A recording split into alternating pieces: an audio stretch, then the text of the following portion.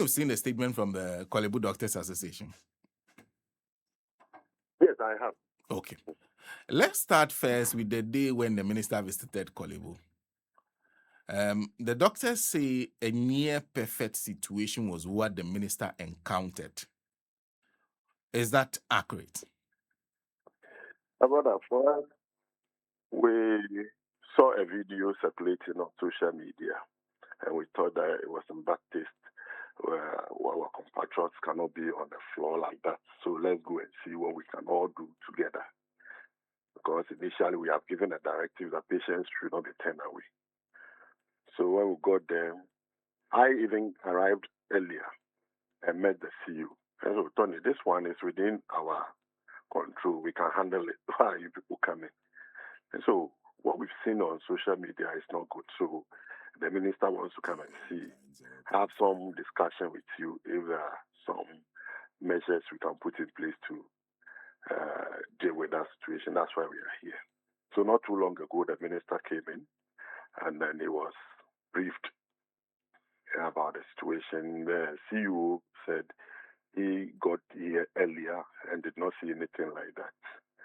But the minister said, no, I want to see the place myself. Let's go. So when we got there, the head of accident and emergency briefed us and said, yes, for some time now, because we've asked them not to turn patients away, in the night you have a lot of people around and they have to keep them on wheelchairs, chairs, and all that just to stabilize them. And in the process, some may, out of pain, will be on the floor. From the chair, to be lying on the floor. So these are some of the things they have been saying for some time now. So the minister said, okay, what is the solution? Then the head of accidents and emergency said, some of the people you see here have been stabilized. They can be moved to medical or surgical ward for further care. But they are here because there are no beds at those wards. The minister said, okay, I've provided some beds. Let's expand that area. Let's create more space for beds and move these patients to that area.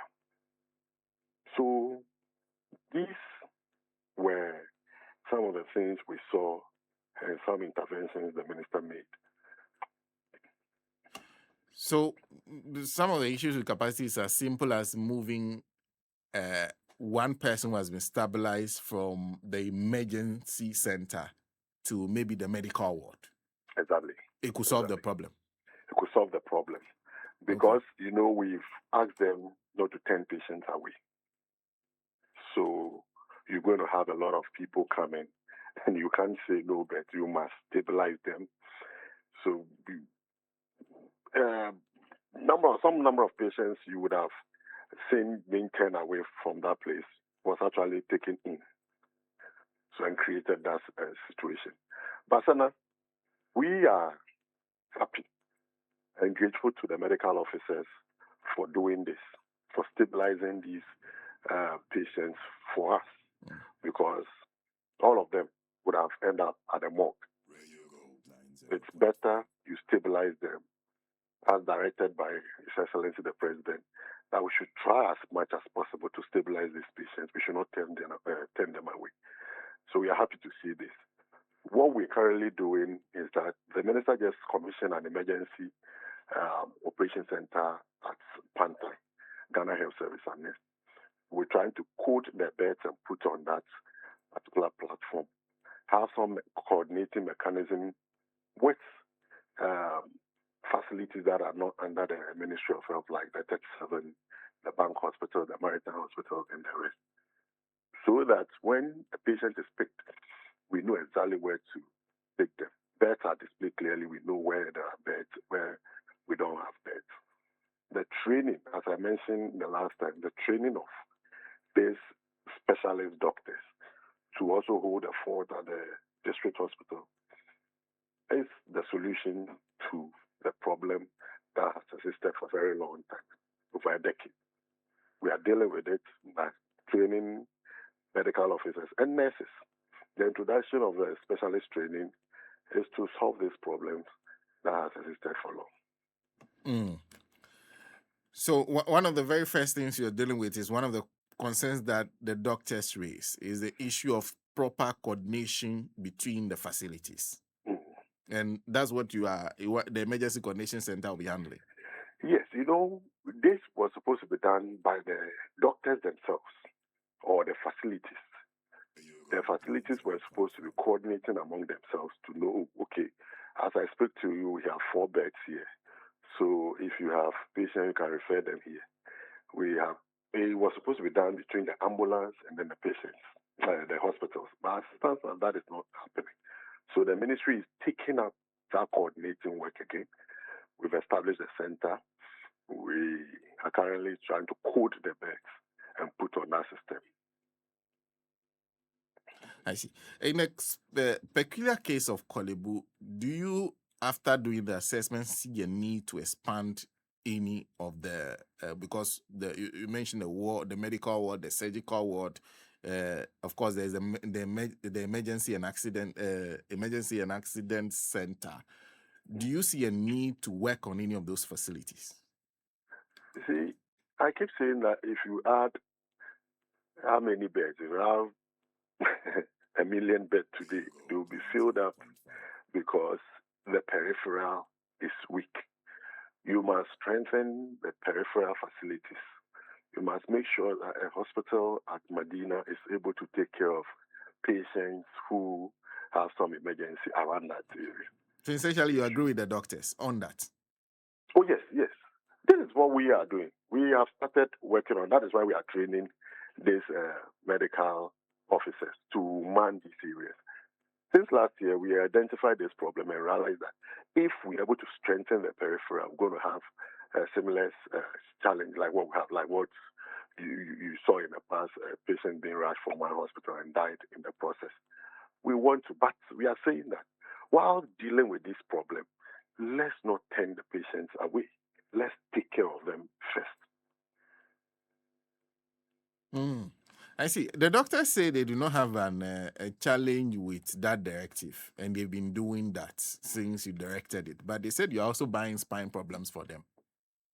Yeah, that's why we are grateful for the good work they are doing, but we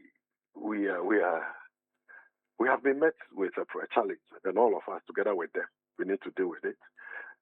The joy of taking care of a patient and not allowing that patient to die is actually the reward. You see, for now, we just want to get our patient stabilized first. Just imagine the case we had in the past, the guy dying and the buhaha we had. We all were not happy. It meant that we've not done something right. So going forward, we want to deal with it together with the medical officers. I'm sure they are happy when patients are stabilized.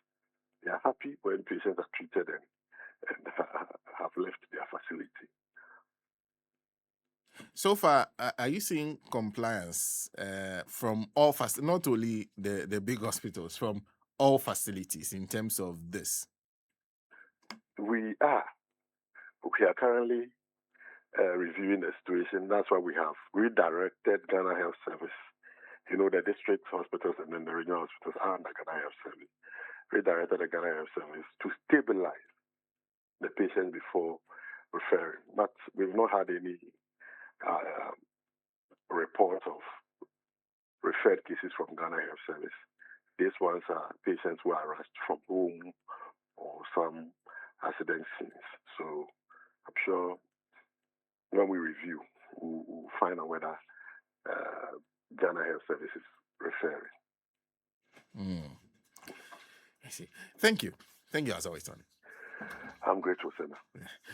Mr. Goodman, a spokesperson for the Ministry of Health, also Director of Health Training Institutions at the Ministry of Health, joining us on the line on this issue. Monday, Williams, in fact, there are many thoughts on what is currently happening. A candle-led administration has decided that they will explore practical solutions to this problem. One of the very first things they have said is that all doctors, nurses, health workers, when an emergency comes before you, stabilize the person before deciding what to do next. Do not just move them from one place to another. And this does not only apply to Korle Bu. So if you are listening to me and you think this is for Korle Bu, you'll find yourself in big trouble. In very, very big trouble. So if you are listening to me, no matter where you are, if you are in a clinic, polyclinic, what can you do to stabilize the person? Oh, I forgot to ask one question. What can you do to stabilize the person? Because the last time, you know where the discussion landed? Ambulance service. Whether the ambulance service in itself we cannot have an ambulance service that does the job of stabilizing the patient.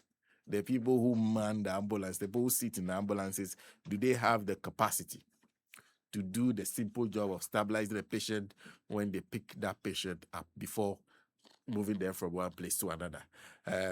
SM and Nancy. Yo, Mama Gani,